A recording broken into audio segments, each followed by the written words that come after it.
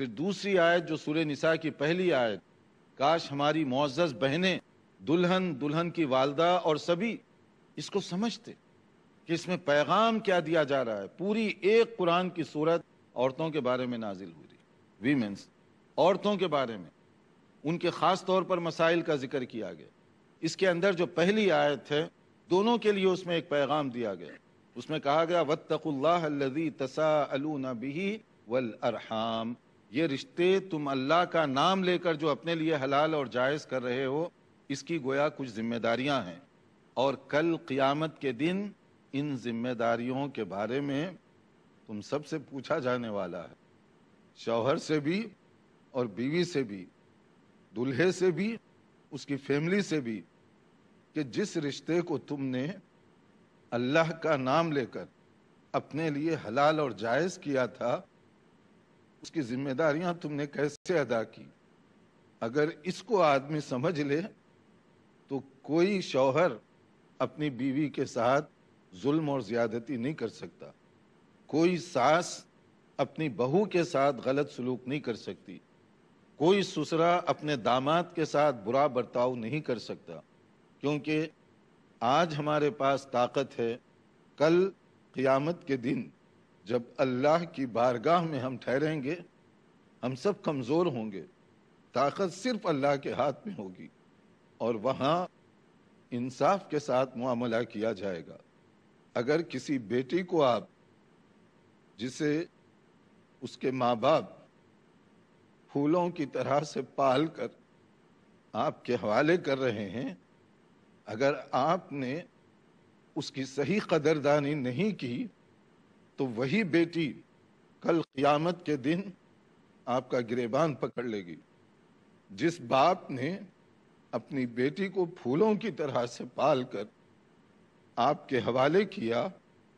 اگر آپ کا سلوک ان کے ساتھ ایسا ہو کہ جس سے وہ پھول مرجھا جائے، تو اس کے والدین کے دل پر کیا گزر رہی ہوگی، اور اس کا بدلہ وہ دنیا میں اگر نہ ملے تو آخرت میں آپ سے لے گی۔ اس لیے ایک اور پیغام دیا گیا کہ وَعَاشِرُوهُنَّ بِالْمَعْرُوفِ، عورتوں کے ساتھ تم بہتر سے بہتر سلوک کرو،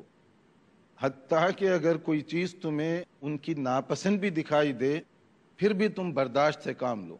پھر بھی تم حوصلے سے کام لو۔ اگر اپنی نظر کو تم مثبت رکھو گے تو اللہ تعالیٰ اپنے فضل و کرم سے جو کمزوری ہے اس کو دور فرما دے گا، ورنہ اگر کمزوریوں پر نظر رکھو گے کوئی گھرانہ اچھی زندگی نہیں گزار سکتا۔ اس لیے اس میں صرف لڑکا اور لڑکی نہیں بلکہ دونوں کے خاندان کے لیے بہت بڑا پیغام دیا جا رہا ہے۔ اگر کوئی شخص سورہ نساء کی اس آیت کو سمجھے تو کبھی ظلم اور زیادتی نہ دلہے پر ہوگی نہ دلہن پر ہوگی۔ پیغام یہ ہے کہ تم جو دل میں ہے وہی ظاہر کرو، اور جو ذمہ داری لوگے پھر اس کو نبھانا پڑے گا، اس کو قبول کرنا پڑے گا۔ کوئی ایکسپلائٹیشن نہیں ہے۔ لڑکا یہ نہ سمجھے کہ میرے پاس طاقت زیادہ ہے، ہم جیسے چاہے بیٹی کو استعمال کریں، نہیں۔ آپ کی اپنی ذمہ داریاں ہیں، ان کے بارے میں آپ سے پوچھا جانے والا ہے۔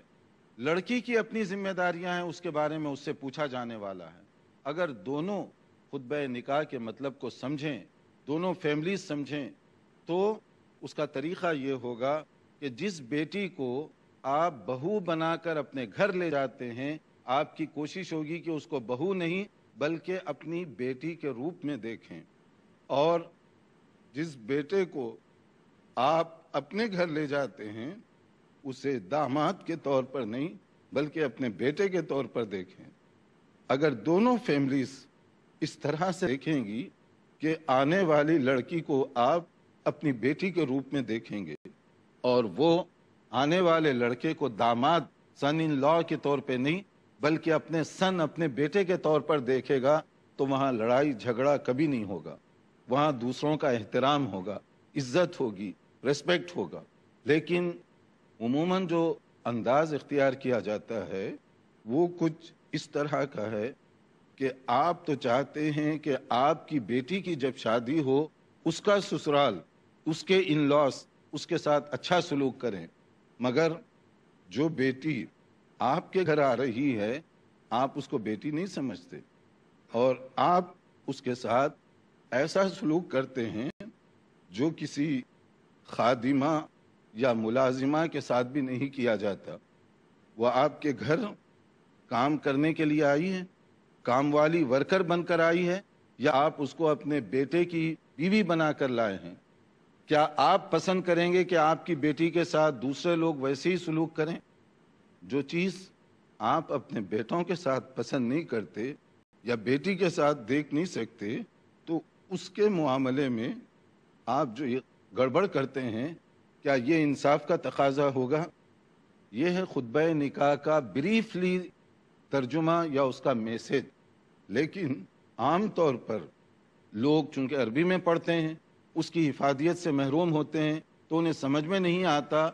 کہ قاضی صاحب نے 2 بول شاید بولنا ہے، اس سے پہلے انہوں نے کچھ پڑھا ہے۔ لیکن اگر صرف خطبہ نکاح کو بہتر انداز سے پڑھا جائے تو وہ گھرانہ باغ و بہار بن جائے گا۔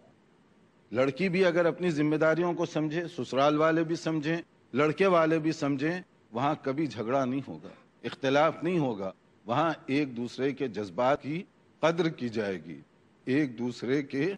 حقوق کو سمجھنے کی کوشش کی جائے گی۔ اور اگر یہ نہ ہو تو وہاں پر